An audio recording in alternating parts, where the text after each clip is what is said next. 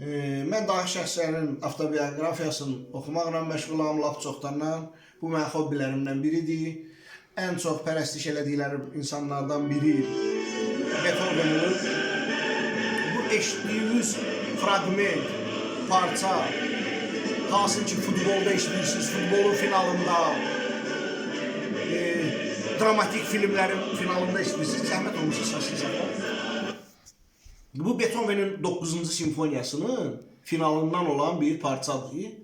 Beethoven yarımçıq iş saxlamağı xoşlamayıb. Beethoven haqqında saatlarla danışaram. Mənim tələbələrim olduğuna görə, məktəblilər videolarıma baxdığına görə və maraqlanan insanların fikirlərini nəzərə alaraq, yəni çar ola bu adam necə simfoniya bəstələyib, 9-cu simfoniyanı bu demək olar ki, mütləq çar olaraq yazıb. Birincisi, Beethoven 28 yaşından 48 yaşına kimi pastipenla çar olub. Bioloqlar, həkimlər daha yaxşı bilir.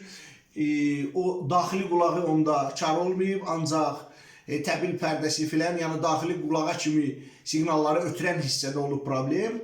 Və Beethoven, sözümün Mustafasına gəlirəm, çox danışa bilərəm bu haqda, sadəcə şorta düşmək üçün videoda. Beethoven çoxdan istifadə edib. Bildiyiniz kimi səs dalğaları mexaniki dalğalardır. Və burada Beethoven'in dahiyanaliğindən başqa bizi yaradanın funksionallığıdır ki, bizim orqanizmimizi elə düzəldib ki, hansısa bir orqanımız funksiyasını itirəndə biz hissiyat üzvlərindən tam məhrum olmayaq.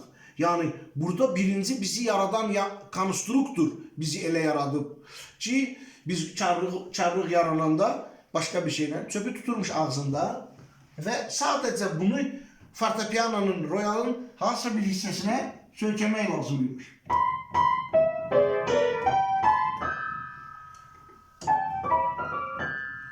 Və səs dalğaları, indi mən biraz qısa çöp tapdım. Səs dalğaları mexaniki dalğalar olduğuna görə kəllə sümüyünə ötürülürmüş, kəllə sümüyündən də daxili qulağa. Düzdür, bu normal eşitmənin yerini verməsə belə, Beethoven'in də dahiyanəliyi ondadır ki, məhz bu cürünə tam eşitmə olmaya 9-cu simfoniyanı yazıb, onun artıq beynində şahmatistlər filan, hansısa bir sənətin sahibi olanlar bilir ki, onun beynində hazır o funksiyalar var imiş. O sadəcə o şablonları yerinə qoyub, o unikallığı yaradıb. Bu qədər.